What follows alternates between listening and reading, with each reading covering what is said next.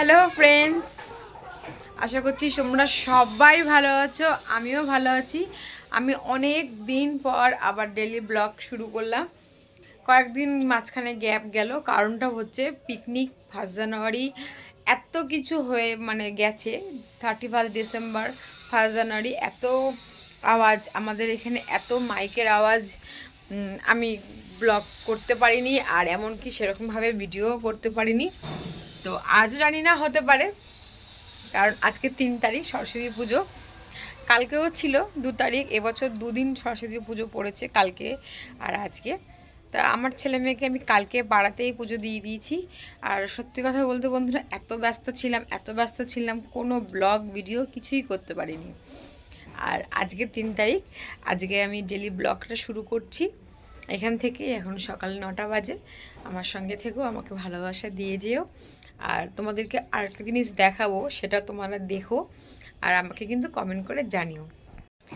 প্রথমত তোমাদেরকে বলি এই কথাটা যে আমার সব কাজ হয়ে গেছে, বাসি কাজ সব কিছু করে গোপালকে তুলে নিয়েছি। আর আমার ঘর দেখো পুরো চেঞ্জ। আর এই দেখো, এইটা হচ্ছে তোমাদেরকে যেটা বলছিলাম যে একটা জিনিস দেখাবো, এই যে মেশিন এনেছি।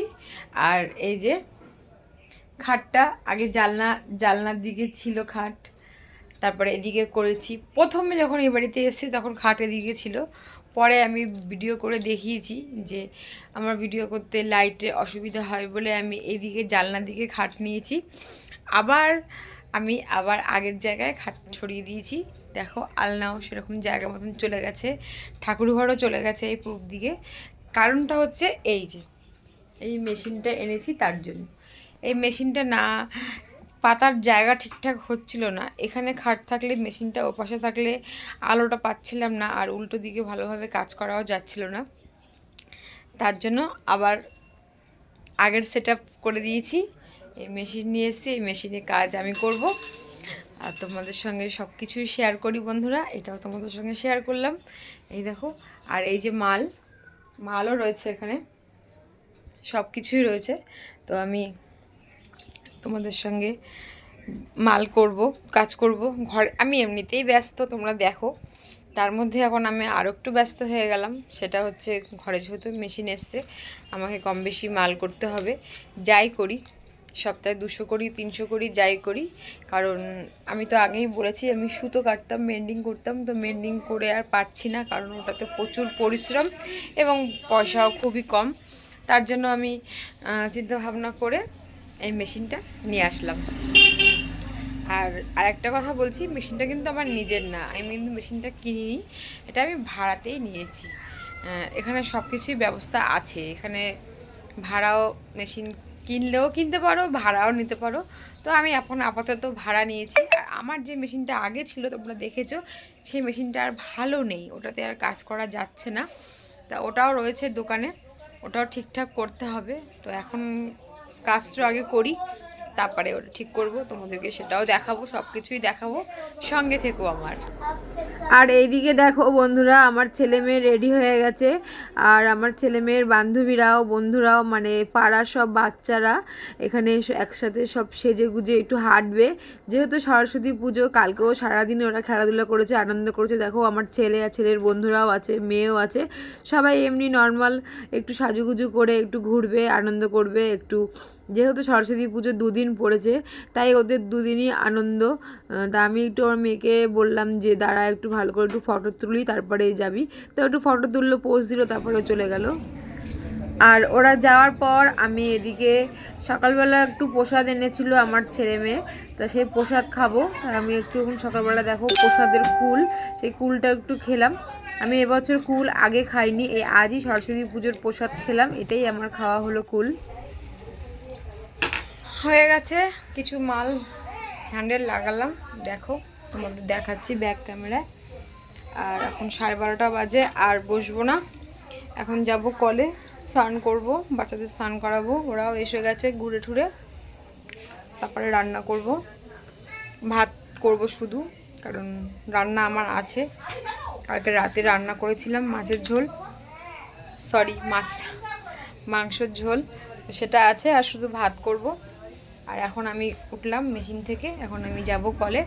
তো তো সব কাজকর্ম করে আসি, তারপর তোমাদের সঙ্গে আবার কথা বলছি। আর এই দেখো হ্যান্ডেল লাগিয়ে রেখেছি মেশিনে বসে, এখন কিছু কাচবো, জামা কাপড় কেচে তারপরে স্নান করে আসছি, দেখতে থাকো। স্নান করে চলে আসলাম, আর একটু কাছাকাছিও করেছি, সেগুলো সব করে বাচ্চাদেরকে স্নান করিয়েছি। আর আমি ভাত বসিয়েছি, পুজো দেওয়া আমার হয়ে গেছে, অনেক কাজ করে ফেলেছি। আর দেখো আমার ছেলে মেয়ে খেলছে, আবার বলছি বিকেলেও ঘুরতে যাবে। আগে যে পাড়ায় ছিলাম সেই পাড়ায় তোমরা জানো, আমি আগেও দেখিয়েছি, সেই পাড়ায় সরস্বতী পুজোর দিনকে আমার ছেলে খেলতো, ওখানে বেশ ভালো খেলাধুলা হয়, ফার্স্টও হয় প্রত্যেক বছর। তাও বলছে বিকেলে একটু যাব, ওই পাড়ায় ঘুরে আসবো। আমি ঠিক আছে যাস, দেখা যাক কী করি, যদি যাই তাহলে অবশ্যই ভিডিও করব, তোমাদের দেখাবো। আর আমি এখন ভাত বসিয়েছি, আর ওই দেখো কত কিছু কাচাকাচি করেছি, সব কমপ্লিট।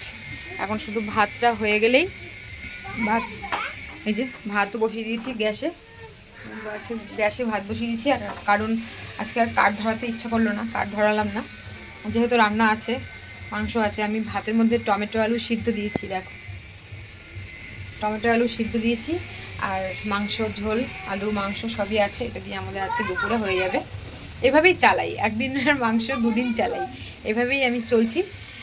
তোমাদের আশীর্বাদে হয়তো বেশি দিন আর থাকবো না এই পরিস্থিতির মধ্যে, ভগবানের কাছে সেটাই প্রার্থনা করছি, যেন এই পরিস্থিতি থেকে বেরোতে পারি, খুব তাড়াতাড়ি যেন বেরিয়ে যেতে পারি।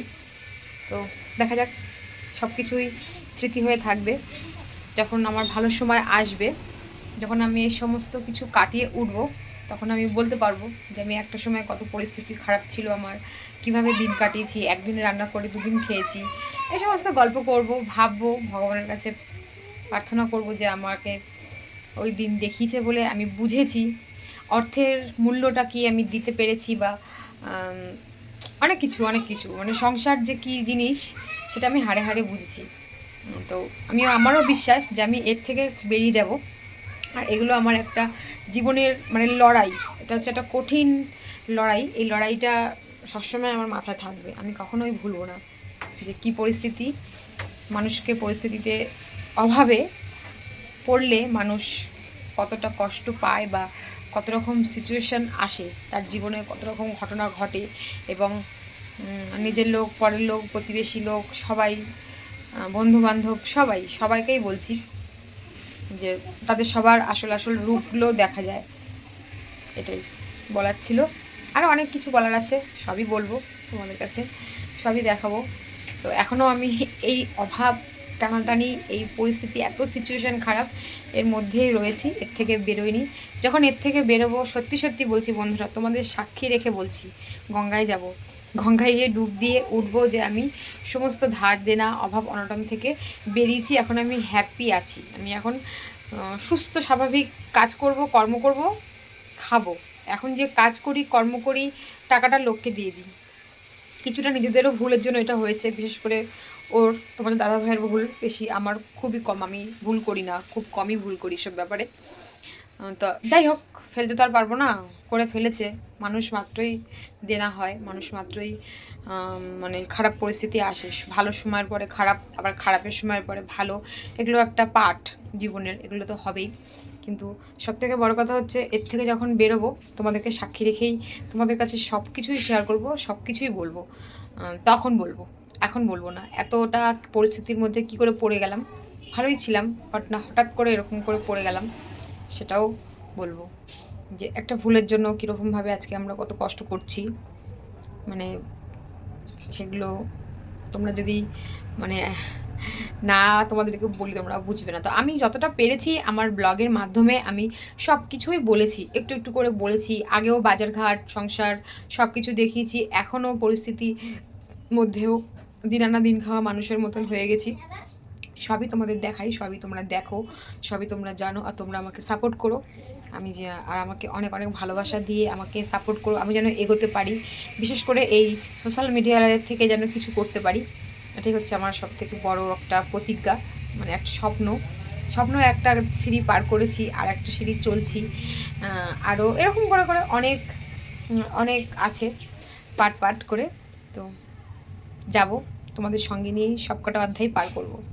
তো আমার ভাতটা হয়ে গেছে, ভাতটা নামাই, তারপরে আসছি। মাথাটা আজকে একটু শ্যাম্পু করলাম, শ্যাম্পু করে মাথা আঁচড়াইনি, একটু আঁচড়াবো, সিঁদুর টিঁদুর পরবো, তারপরে আসছি তোমাদের সাথে কথা বলতে।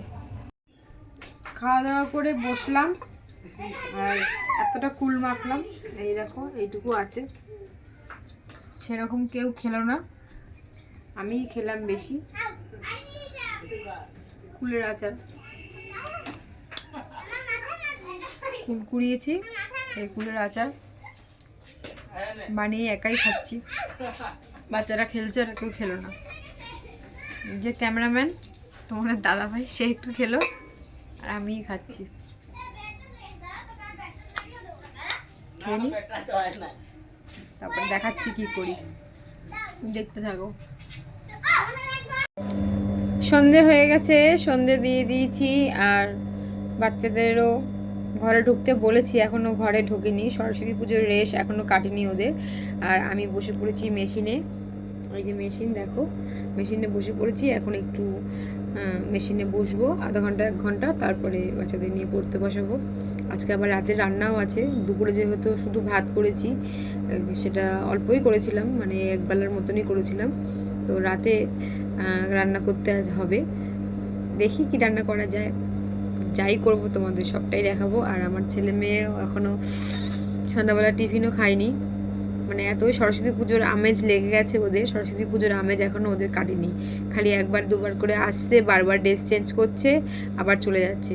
সকাল থেকে ছেলে তো 2-3বার ড্রেস চেঞ্জ করেছে, মেয়েও তাই, একই অবস্থা, এটা পরবো না এটা পরবো, এই পরবো না এটা পরবো, পুজোর সময় যে ড্রেস কিনেছি সেই ড্রেস পরছে, এটাই করছে ওরা। যাক, দেখা যাক কখন আসে। আজকে দিনটা ছাড় দিলাম, কাল থেকে আর ছাড় হবে না, কাল থেকে একদম ডেলি রুটিন যেরকম সেটাই করতে হবে ওদের সাথে, কারণ অনেক আনন্দ ফুর্তি, অনেক ঘোরা হয়ে গেল। তখন আমি মেশিনে একটু মাল করি, তারপর তোমাদের সাথে কথা বলছি। অল্প একটু মেশিনে বসার পর উঠে গেলাম ঘড়ির টাইম দেখে, যে রাতের খাবার করতে হবে তার জন্য। আর আমি দেখো এদিকে রুটি করেছি আর আলু ভাজা করেছি, দেখো আলু ভাজা করেছি, তার জন্য খুন্তিতে আলু ভাজার তেল এটা লেগে যাচ্ছে রুটিতে। তাহলে আজকে রাতের খাবার রুটি আর আলু ভাজাই হবে। আর তোমাদের দাদাভাইও চলে এসছে, তাকে বললাম একটু আমাকে ভিডিও করে দিতে, ও ভিডিও করে দিল। আর আজকে আর মেশিনে বসবো না, কারণ রাতের খাবার খেয়েই আমরা শুয়ে পড়বো, আর রুটিটা ভেজে গরম গরম রুটি আর আলু ভাজাই আমরা সবাই রাতে খাবো।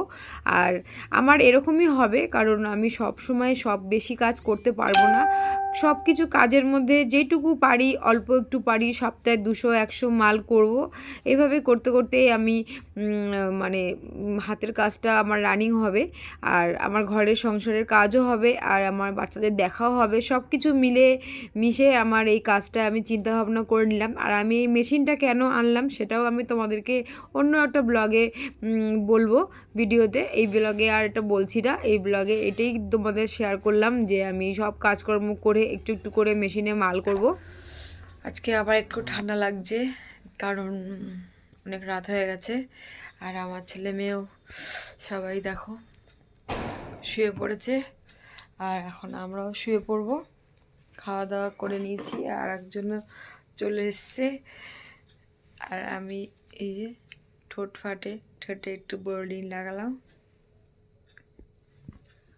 ব্যাস হয়ে গেছে আজকের মতন সব কাজ শেষ। এখন আমি এখানে শুয়ে পড়বো, আর মশারিটা টানাবো না, ওকে দিয়ে টানাবো।